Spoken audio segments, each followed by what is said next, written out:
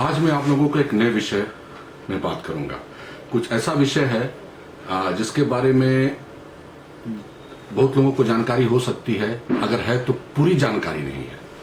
तो आइए एक नए विषय पर बात करते हैं। एक नया इंटरेस्टिंग टॉपिक है जिसके बारे में रहस्य आज भी बना हुआ है हमारे भारत में, विश्व में, कि सम्राट अशोक ने वो जो 9 अननोन सोसाइटी, लोगों के द्वारा 9 अननोन मेंस, आदमियों के लेकर जो सोसाइटी बनाई थी, उस पर यह कहानी है।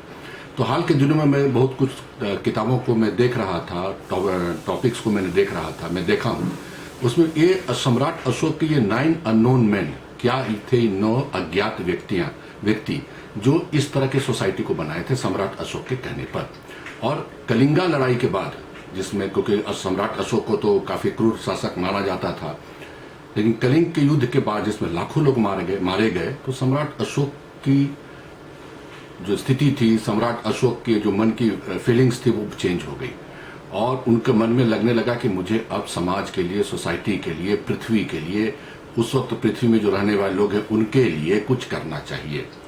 तो उसके लिए उन्होंने एक ये 9, ऐसा माना जाता है कि 9 अननोन लोगों का इन्होंने एक सोसाइटी बनाया। आज सबको एक एक जिम्मे दिया गया काम का। अब सवाल उठता है कि ये जानकारी मुझे कहां से मिली, कैसे हमने किया।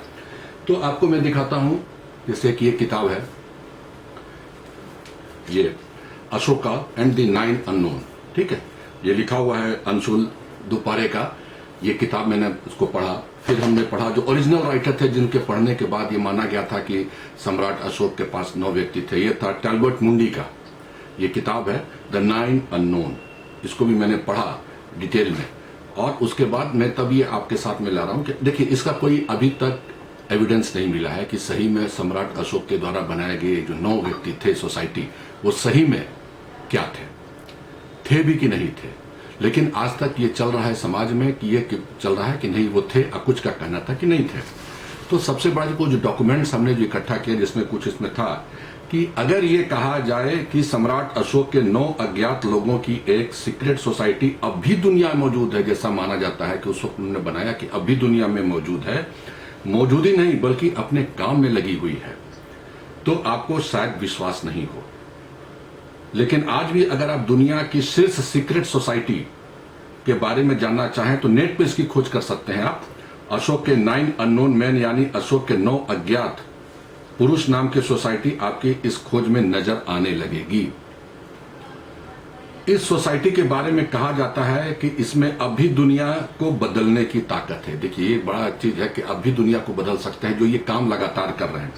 ये दुनिया का सबसे पुराना गुप्त समाज भी है, जैसी मान्यता है। कोई अभी इसका कोई मैंने इसको फिक्शन मान के चल रहे हैं लोग, फैक्ट्स अभी नहीं माने, लेकिन कहानी कहीं न कहीं है कि सम्राट अशोक ने बनाया, चला आ रहा है। हालांकि कुछ मानते हैं कि कभी ये गुप्त समाज जरूर रहा होगा, कभी रहा होगा, लेकिन अब इसका अस्तित्व खत्म हो चुका है। खत्म होने की वजह यह मानी जाती है कि इसमें महज 9 लोग ही थे, लेकिन करीब 100 साल पहले ब्रिटिश लेखक, जिसका किताब हमने अभी आपको दिखाया, टैल्बर्ट मुंडी ने द 9 अननोन मैन लिख कर तहलका मचा दिया था। अगर उस किताब पर विश्वास किया जाए तो सम्राट अशोक का यह गुप्त समाज 100 साल पहले निश्चित तौर पर भी था और आज भी हो, इसमें कोई शक नहीं है। अगर इस किताब को मान के चलते हैं, जो किताब का मैंने जिक्र किया, इस किताब की टैल्बर्ट मुंडी द 9 अननोन, तो उस पर अगर हम मान के चले तो आज भी हम इसको मान सकते हैं कि है। मौर्य साम्राज्य के सम्राट अशोक का शासन 270 ईसा पूर्व था, लेकिन कलिंगा युद्ध के बाद बड़े पैमाने पर लोगों के मारे जाने के बाद अशोक का दिल बदल गया। उन्होंने अहिंसा और शांति के मार्ग पर चलने का प्रण किया। तभी उन्होंने 9 पुरुषों के एक सीक्रेट सोसाइटी का गठन किया, जिनके पास दुनिया की हर चीज की कुंजी थी, यानी उनके पास सीक्रेट था, उनके बारे में जानकारी थी। इस ग्रुप के लोग अलग अलग तबके, समाज और क्षेत्रों के थे, जिनमें हर कोई एक खास विद्या का पारंगत था। उन्होंने विकास, संरक्षण और सूचनाओं को बचाकर रखने की जिम्मेदारी दी गई थी, और साथ ये हिदायत भी थी कि इसे वो उन लोगों से बचा कर रखेंगे जो इनका दुरुपयोग करने में सक्षम है। क्योंकि सम्राट अशोक ऐसा लगा था कि अगर ये विद्या गलत लोगों के हाथ में चली जाएगी तो विनाश संभव है, विनाश होके रहेगा। इसलिए उन्होंने जो भी सीक्रेट्स बनाया, उन्होंने जो भी चीज की जानकारी लिया, उन्होंने इकट्ठा किया लोगों के द्वारा, ये 9 व्यक्तियों के द्वारा उन्होंने ये संदेश दिया था कि जो भी आपके पास ज्ञान आएगा, जो भी आप शोध कीजिएगा, उसको गुप्त रखना है, उसको गलत हाथों में नहीं जाने देना है। इस सीक्रेट का रहस्य शायद रहस्य ही रहता अगर ब्रिटेन में पैदा हुए अमेरिकी लेखक टालबोट मुंडी इस किताब पर नहीं लिखते। उन्होंने अपनी किताब द 9 अननोन मेंस में साफ तौर पर यह कहा है कि आधुनिक वर्ल्ड में इस तरह के 9 अज्ञात लोग हैं, मैंने केवल भारत ही नहीं, वर्ल्ड में 9 अज्ञात लोग हैं, और वो किताबें भी हैं जो ज्ञान के साथ शक्ति का भंडार भी हैं। इस किताब को वो लोग लगातार अपडेट कर रहे हैं, ऐसी मान्यता है उनके जो लेखक हैं उनके अनुसार। और जो इस सीक्रेट सोसाइटी के बहुत विश्वास के लोग हैं, जो सोसाइटी सम्राट अशोक ने बनाया था, अगर इस किताब को पढ़ें तो लगने लगेगा कि टैलबोट ने जो कुछ लिखा है वो हंसी खेल नहीं बल्कि एक प्रचुर शोध का नतीजा था। इन्होंने पहली बार लिखा था जो टैलबोट ने, जिसके बारे में लोग फिर जान सके, जानकारी आई सम्राट अशोक के बारे में। मैं ऐसे भी हाल में कई बार मैंने गया हूं, झारखंड का जो पड़ोसी राज्य बिहार के गया में बराबर की पहाड़ियां, मैंने आपने अर्लियर वीडियो में भी जिक्र किया था। वहां भी मैं जब गुफा के अंदर गया था, अंदर में देखा था जाके जिस तरीके से गुफा बना हुआ है, उस पहाड़ को काट के भीतर में एक गुफा के अंदर फिर दूसरी गुफा, और वहां पर जब मैं ओम शब्द का उच्चारण किया, चाहे कुछ आवाज भी देती थी, तो कुछ सेकंड तक उसका जो था इको आता था, गूंज सुनाई देती थी, और पूरे दीवार लगता है जैसे सिल्वर का कोटिंग किया हुआ है, चमक। वो वीडियो मैंने शेयर किया था मेरे अपने पहले वीडियो में उस सम्राट अशोक के बारे में। और दूसरे जो कुछ कलाकृति बनी हुई थी चट्टानों पर मनुष्य के आकार की, थोड़ा विचित्र लगती थी, लगता था जैसे यहाँ की नहीं है, कहीं और विचित्र आकृति है।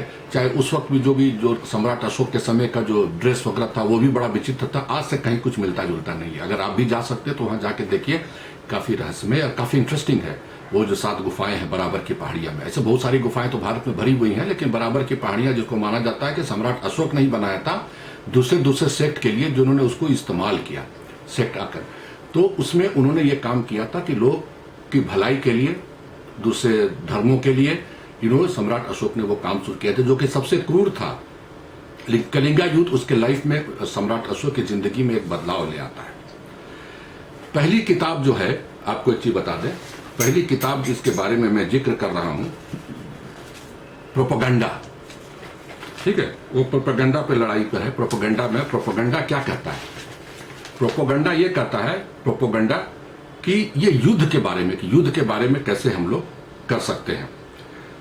साइकोलॉजिकल वॉरफेयर, युद्ध की लड़ाई, साइकोलॉजिकल, कि हम युद्ध में कैसे कर सकते हैं। प्रोपेगेंडा वॉर जिसको हम लोग आजकल कहते हैं ना, आजकल रूमर्स, प्रोपेगेंडा देके कि युद्ध की स्थिति में लाना, एक हैवॉक क्रिएट करना, ये हम लोग करते हैं। वो उसको सम्राट अशोक ने शुरू किया।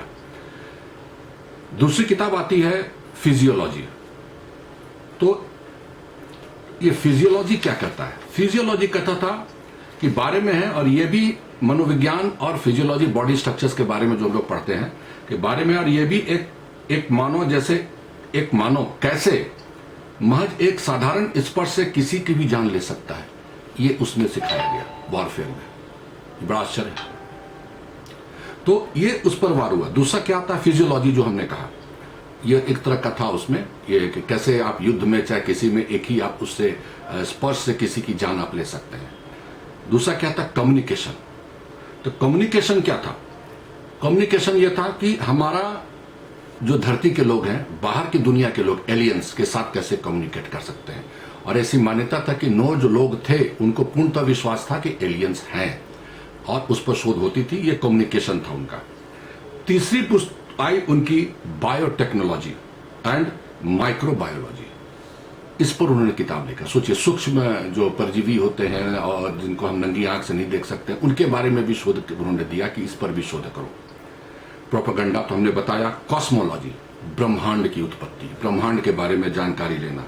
तो ये जो तर्क इन्होंने दिया है कि जो हम करते हैं किताब में, यूएफओ के बारे में जानकारी लेना, अनआइडेंटिफाइड फ्लाइंग ऑब्जेक्ट्स, दूसरे ग्रह के बारे में जान लेना, तो कॉस्मोलॉजी में भी उन्होंने किया। कम्युनिकेशन था कि कैसे हम कम्युनिकेट कर सकते हैं। और दूसरा एक उन्होंने लिखा था लाइट पर, कि लाइट की गति क्या है, ठीक है, प्रॉपर्टीज ऑफ लाइट क्या हो सकता है, प्रकाश। और उस प्रकाश का इस्तेमाल हम अस्त्र के रूप में कैसे कर सकते हैं। कई आप देखेंगे बचपन में हम लोग क्या करते थे, वो जो लेंस आता था, हम हाथ में देखने वाला लेंस, हैंड पॉकेट लेंस, हम लोग क्या करते थे बचपन में खेलते खेलते सूर्य की रोशनी को उसके माध्यम से पार करते थे। कागज है, घास है, सूखा घास है, अखबार है, उसको हम लोग जलाते थे। तो उस लेंस के द्वारा सूर्य के प्रकाश को हम एक तीव्र गर्मी देके किसी भी चीज को जला सकते थे। तो हम लोग बचपन में सीखते थे। तो इसी तरह का उस वक्त भी आया कि भाई हम लाइट के बारे में, प्रॉपर्टीज, लाइट का स्पीड, और उसको हम अस्त्र की तरह कैसे इस्तेमाल करें। दूसरी थी कि एक और आया alchemy, this is pure chemistry, कि गोल्ड मेटल को गोल्ड में कैसे कन्वर्ट किया जाए। ये सारी चीज उसमें हमारे आ रहे थे। जो हमारे 9 किताब थे, फिजियोलॉजी, कम्युनिकेशन, ग्रेविटी, इसमें था ग्रेविटी एक शब्द और है कि वैदिक विमान जो हम लोग पढ़े हैं उसको कैसे बनाया जाए, और सीक्रेट्स हमारे ग्रेविटी का, गुरुत्वाकर्षण के क्या क्या सीक्रेट्स हैं उसके बारे में उन्होंने कहा कि इस पर जानकारी इकट्ठा करने के लिए माइक्रोबायोलॉजी, बायोटेक्नोलॉजी, प्रोपेगेंडा, वॉर में इस्तेमाल होता है, कॉस्मोलॉजी, अल्केमी, लाइटनिंग, और लास्ट उनका जो किताब आया था दैट वाज, वो था सोशियोलॉजी पे। सोशियोलॉजी कहने का मतलब कि मानव के विकास क्रम, समाज के विकास के साथ उनके पतन के बारे में बताती है। ये 9 किताब है। तो 9 जिस पर की शोध ये माना जाता है कि शोध हो रहा है। ये आज भी ये जो 9 टॉपिक्स हैं आज भी बहुत मायने रखते हैं। आप उसको फिजिक्स में लीजिए, लाइट का लीजिए, कम्युनिकेशंस का लीजिए, आज भी हमारे बहुत सारे वैज्ञानिक इसमें लगे हुए हैं। सम्राट अशोक महसूस करते थे कि सारी किताबें किसी ऐसे व्यक्ति के हाथ में आ जाएं जो वास्तविक तौर पर मानव कल्याण पर विश्वास करता हो, जो भ्रष्ट नहीं हो, वो वास्तव में इस ग्रह का पूरी तरह बदल सकता है। वहीं दूसरी ओर अगर ये गलत हाथों में पड़ जाए तो सब कुछ तहस नहस हो सकता है। अशोक के इस बात की आशंका ज्यादा थी कि किताबें गलत हाथों में पड़ सकती है, लिहाजा उन्होंने इसके लिए गुप्त सोसाइटी बनाई और गुप्त व सुरक्षित करने की कोशिश की। अशोक ने जिन 9 लोगों की सीक्रेट सोसाइटी बनाई वो सभी असाधारण तौर पर बुद्धिमान थे, लेकिन उनकी पहचान आज तक उजागर नहीं हो पाई। उन्हें यह काम दिया गया कि वो न केवल अपने काम को हमेशा गुप्त रखेंगे बल्कि भारतीय उपमहाद्वीप के ज्ञान और मार्गदर्शन के लिए काम करेंगे। उस काम में वो जितना जरूरी समझेंगे उतना ज्ञान समाज के बुद्धिमान लोगों को मुहैया कराते रहेंगे, एक बार में नहीं, धीरे धीरे कराते रहेंगे। और खुद के इस बात पर किताब की रक्षा के लिए वे खुद सक्षम व्यक्ति को तलाशेंगे। अगर मानिए कि कोई व्यक्ति अगर उस वक्त खत्म हो रहा है, मरने की स्थिति में है, तो वो खुद एक सक्षम व्यक्ति तलाशेगा और अपना सारा ज्ञान उसको फिर ट्रांसफर करेगा और इस तलाशेंगे और इस धरोहर को उसे दे देंगे। वो व्यक्ति इस ज्ञान को संरक्षित और विकसित करेगा। ये उनका सम्राट अशोक का था, सोसाइटी का, जो आज भी ऐसा मान्यता है कि वो चला आ रहा है। दूसरा क्या थे, कई लोग ये भी मानते हैं कि अशोक के 9 अज्ञात लोगों जैसी कोई सीक्रेट सोसाइटी नहीं है। बहुत लोग आज भी मानते हैं कि नहीं है, क्योंकि हमारे बहुत से प्राचीन इतिहास के बारे में तो बहुत कुछ जानकारी है ही नहीं। बहुत सारे चेंजेस हो गए हमारे प्राचीन इतिहास में बारे में। बहुत सारे जो नए नए लेखक आए उन्होंने अपने इतिहास, अपने तरीके से इतिहास लिखा, और उसको जो सरकारें थी, चाहे जिसका राज्य था, उन्होंने अपने हिसाब से इतिहास को लिखा है। बहुत तरोड़ा मरोड़ा गया है। अगर सही में देखा जाए तो ओरिजिनल जो एंशिएंट हिस्ट्री है हमारा सम्राट अशोक, उसके पहले का हिस्ट्री, बहुत चीज अभी भी हमारे पास नहीं है। कि ये महज एक मिथ है जो मानना था उन लोगों का। लेकिन ब्रह्म विद्या में विश्वास करने वाले मानते हैं कि अज्ञात 9 का संगठन वास्तविकता है और यह संगठन दुनिया की भलाई के लिए काम करता रहता है। कुछ आधुनिक भारतीय वैज्ञानिकों के बारे में माना जाता है, देखिए बड़ा इंटरेस्टिंग है, कुछ आधुनिक भारतीय वैज्ञानिकों के बारे में माना जाता है कि वो इस अज्ञात 9 के सदस्य हैं। मसलन, बड़ा इंपॉर्टेंट एक आदमी आ रहा है, मसलन जगदीश चंद्र बसु चाहे बोस के बारे में ऐसा ही माना जाता है। 2000 सालों से अलग अलग शाखाओं पर लिखी गई इन किताबों को आज भी उनके सदस्य संभाल कर रखते हैं। हर किताब में समय के साथ ज्ञान की मात्रता जबरदस्त तरीके से बढ़ रही है। तो ये जो हमारे अशोक के बारे में लिखा है किताब में, बहुत सारे डिटेल डॉक्यूमेंट्स हैं मेरे पास जो मैं पढ़ रहा हूं अभी। इसके बारे में विस्तृत सब चीज को मैं अब यहां नहीं बता पाऊंगा, लेकिन एक तथ्य जरूर है कि 9 लोग हैं कि नहीं है, इस बारे में शोध होना चाहिए। कहाँ हैं वो लोग? किस विद्या पे काम कर रहे हैं, क्योंकि अगर आप देखिएगा बहुत सारे वैज्ञानिक आदि जिसका मैं नाम नहीं लूंगा भारत में, उनका भी जिक्र होता है कि वो इसके सदस्य थे।